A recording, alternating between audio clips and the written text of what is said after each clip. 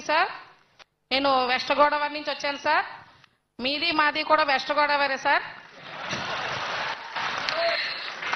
పశ్చిమ గోదావరి జిల్లా నుంచి వచ్చిన మీరు ఇంత ఎత్తులో ఉండటం మాకు చాలా హ్యాపీగా ఉంది సార్. వెస్ట్ గోదావరి డిస్టిక్ వాళ్ళందరూ క్లాప్స్ కొట్టండి.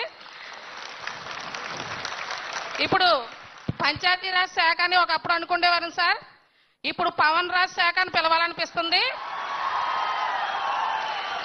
ఎందుకంటే సార్ అపర భగీరథుడు దివి నుంచి భూకి గంగను ఎలా తీసుకొచ్చాడో అదే విధంగా మీరు మాకు ప్రమోషన్లు అనే సునామీని తీసుకొచ్చారు సార్. సార్ మాకు ఇంక్రిమెంట్స్ ఉంటాయి సార్. 6 years 12 years 18 years అని. ఆ ఇంక్రిమెంట్స్ ఎందుకు పెట్టారంటే అన్ని సంవత్సరాలు ప్రమోషన్ రాపోయినా సరే ఒక ఇంక్రిమెంట్ తో సరిపెట్టేవారు సార్. ఇప్పుడు మీరు పంచాయతీరాజ్ శాఖ మినిస్టర్ గా వచ్చాక 1 year లో 2 ప్రమోషన్స్ నేను తీసుకున్నాను sir. I'm very proud of you sir. అసలు మీలాంటి మినిస్టర్ గారు మాకు దొరకడం మా అదృష్టంగా మేము భావిస్తున్నాం సార్.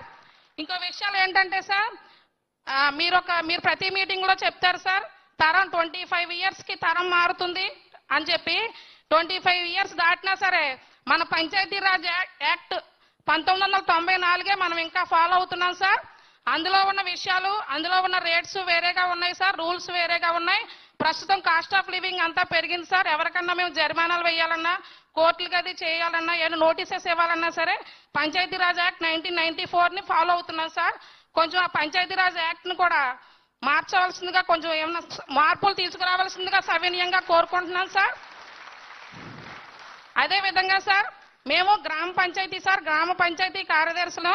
ఇప్పుడు మీ దయ వల్ల మేము గ్రామ పంచాయతీ డెవలప్మెంట్ ఆఫీసర్స్ అయ్యాం సార్.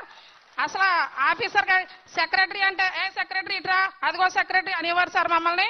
ఇప్పుడు మేము పంచాయతీ డెవలప్మెంట్ ఆఫీసర్స్ అయ్యాం సార్ మీ దయ వల్ల. మేమందరం కూడా మీకు ఎంతో రుణపడి ఉంటాం సార్.